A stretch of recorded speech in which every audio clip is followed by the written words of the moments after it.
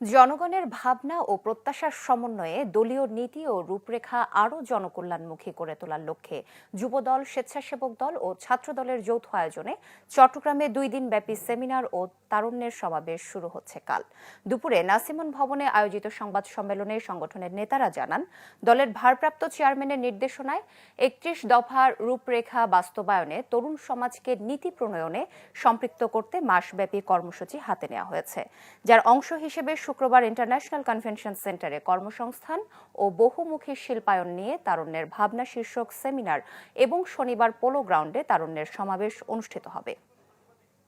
রাজধানীর বৃত্ত থেকে বের হয়ে সারা দেশের তরুণদেরকে আমরা খুঁজে বের করতে চাই, বিশেষ করে যাদের সম্ভাবনা রয়েছে, যাদের মেধা রয়েছে। 17 বছরে যারা তরুণ প্রজন্মের